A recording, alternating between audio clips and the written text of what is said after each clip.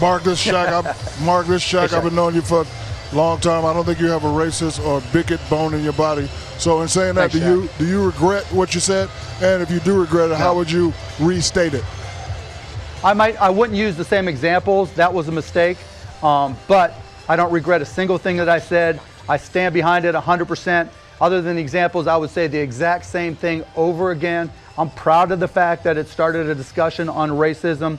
I'm proud of the fact that it created this firestorm and got people thinking about themselves and how they approach it. I would do it again, and I hope I get the chance to have this conversation many times. And I don't think I'm the person that's going to create change, but maybe, just maybe, there's a tiny chance that someone will be reflective on this topic and take the ball and run with it, and greater things will happen for this country. Mark, a week from today in New York, you and the other NBA owners will be there to decide Donald Sterling's fate. How will you vote? You know, we've got to go through due process. If we want this to play out and we want this to be done right, I trust Adam Silver and his staff to go through the exact process that needs to take place. And I'm going to trust Adam in the process, and I'll make a decision then. You know, I told this at Inc., I told people that I'd already decided, and that was more just to get all the questions stopped. I couldn't answer them, and I didn't want them to continue. But I don't know how I'm going to vote. I'm going to let the process go through. But again, I trust Adam and his staff to do it the right way in accordance with our bylaws, our Constitution, and the law. Mark Cuban, thanks for joining us for the conversation. Always good to see you.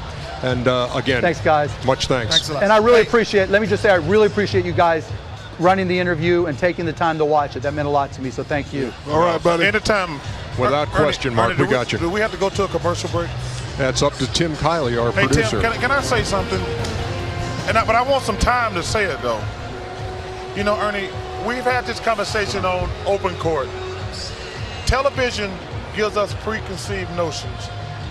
Like every movie I watch, the Middle Eastern guy is going to be trying to blow up something. When I watch one of my favorite shows is The Closers. All the Hispanics going to be in gangs. All the blacks are going to be in gangs.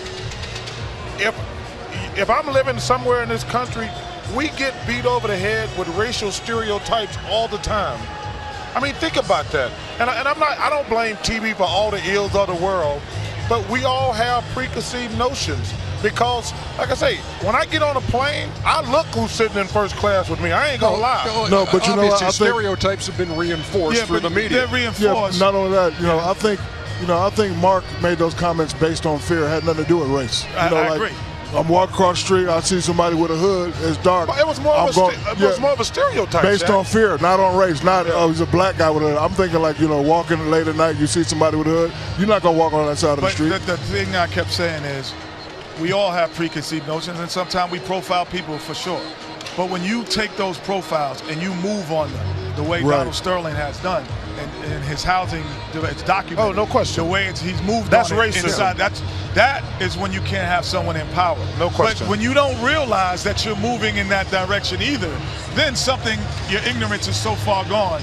Because yes, in the movies, when I was watching cartoons, the good guys wore white and the bad guys wore black. So yes, you have a preconceived notion, but you carry it on and you're 50 years old, 80 years old, and you haven't learned that that's not the way the world works, then something's wrong with you.